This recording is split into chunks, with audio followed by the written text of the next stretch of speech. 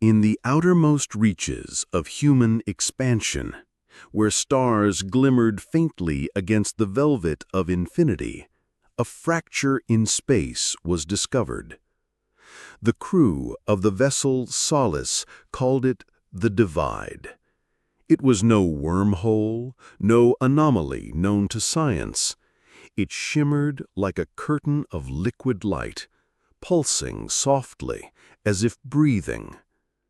Captain Ilara Vey, hardened by decades of charting dead stars and forgotten ruins, felt something unusual here. It wasn't fear, nor awe, it was recognition. Her crew whispered about signals, unfamiliar echoes, like voices in languages no human tongue had shaped.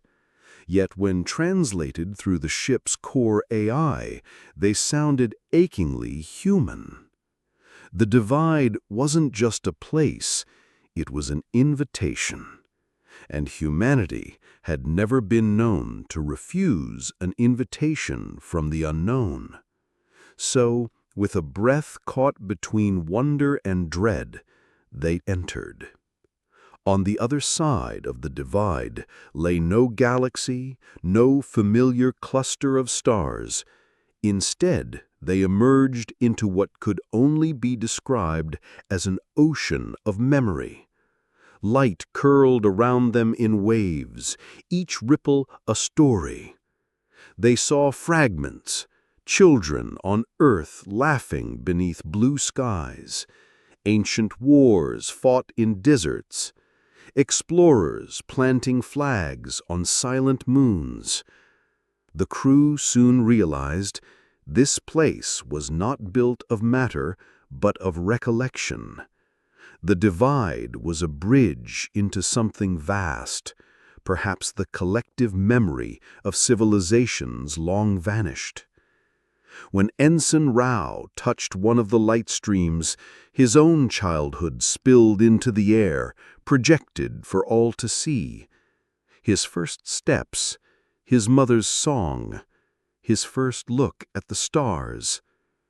But then something else answered, alien memories woven into his, sharing grief, triumph, loss. Civilizations long gone had left their essence here, waiting to be remembered.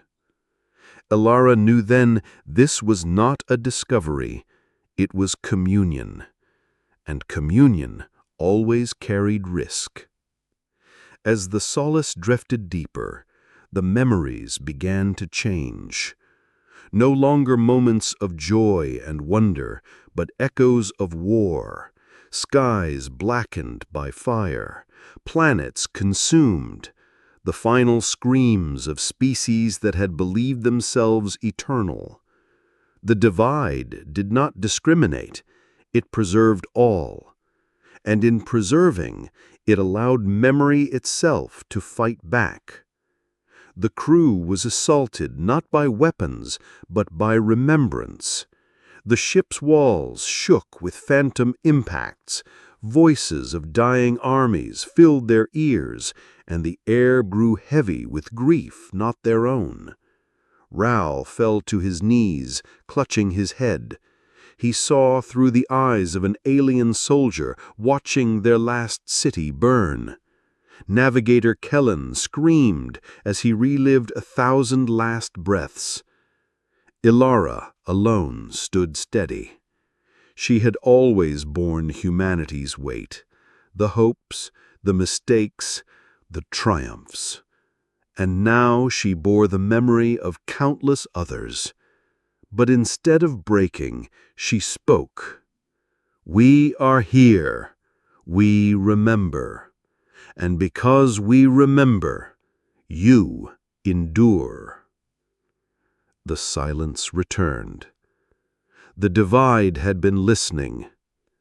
When the silence faded, the crew saw it, a crown of light forming above the ship, woven from threads of every memory they had touched. The divide offered no riches, no technology, no maps to distant worlds. Its gift was something greater: the shared resilience of civilizations long past entrusted to the living. The crown lowered, merging with the Solace. Not an object, but a weightless knowing. From that moment, humanity carried not only its own story, but the stories of 1,000 fallen peoples, remembered through them. As the Solace returned to familiar stars, Ilara whispered to her crew, "Every civilization ends, but memory is the bridge that outlasts time. And tonight, we became that bridge." No one needed to say more. The mission was clear, the achievement undeniable. Humanity had crossed the divide and emerged as custodian of remembrance. The luminous crown shone faintly in the dark, a quiet promise that nothing and no one is ever truly lost.